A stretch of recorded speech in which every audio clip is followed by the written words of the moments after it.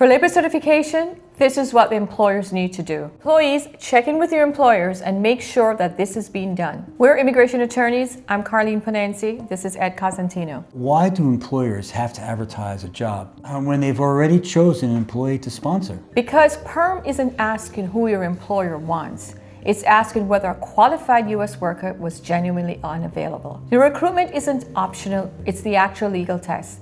That's exactly why it has to be done honestly and thoroughly, even if the outcome feels predetermined. What should HR tell employees about the green card timeline? They need to be honest that this is closer to a year than a few months, and that most of the time it's a government processing, not anything HR is dragging on its feet. So employees who understand the real timeline up front stay far more patient and engaged than employees when they're guessing what's going on. The biggest mistake that HR makes is during labor certification. Which would you say is the biggest mistake? The biggest mistake is really under-documenting the recruitment process, not keeping a clear paper trail of who applied and why they weren't selected.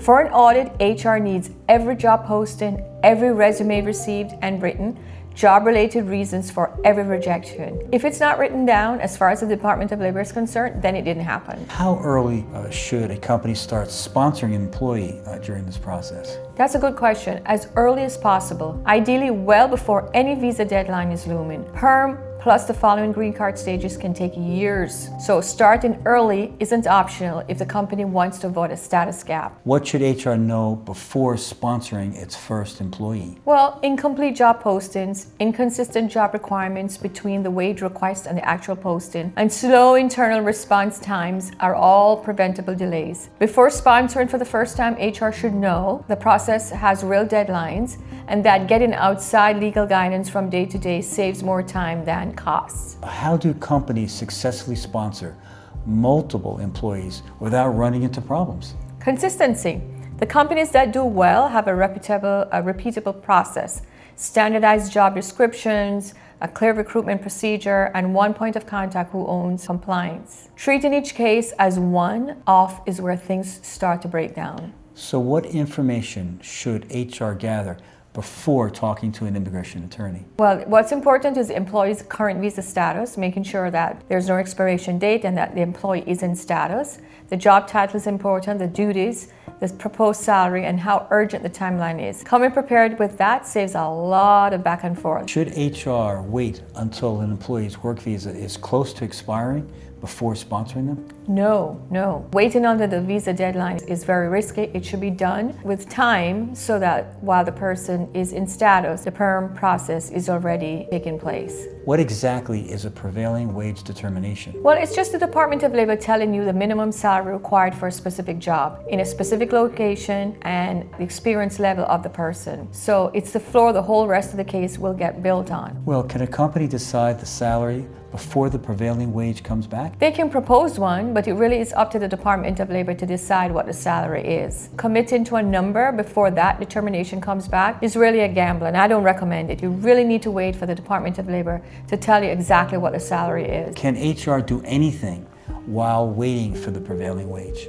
Well, HR during this time can start preparing documentation, finalizing the job and the job description, get internal approvals lined up, and once the prevailing wage comes back, then the process can start right away. This is regarding recruitment now. What happens if qualified U.S. workers apply to the job? Well, then the employer has to seriously and genuinely consider them and really has to conduct an interview. I always recommend in-person interviews. I know that interviews by Zoom sometimes is okay if the person is out of state and can't travel, but it has to be a real legit interview.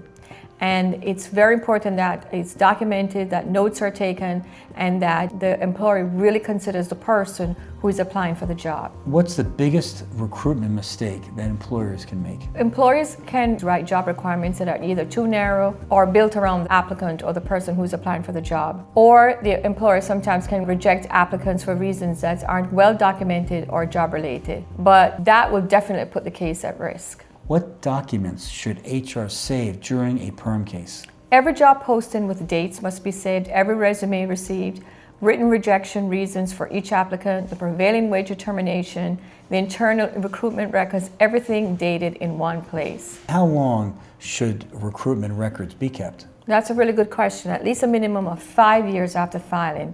That's the standard audit window, though I generally recommend companies keep them longer as a safety margin. Well, how can HR prepare for a PERM audit before one happens? Treat every case as if it will be audited. That's really the rule, not just the ones that actually are. That mindset alone prevents most gaps. The most commonly forgotten paperwork is proof of where and when a job was actually posted, documented, and always document individualized reasons for each applicant's rejection. So can changing the job description affect the case? Yes, it can, and changing the salary too. So changing the job description after recruitment has already happened can invalidate the recruitment entirely. Changing salary is not recommended. Any change should go through, talk to your attorney before you do that. Remember that the Department of Labor is the one that decides what the salary should be, and that should be followed. So what happens if the employee resigns during the process? Well, the case can continue, right? Because the employee was being sponsored for that specific job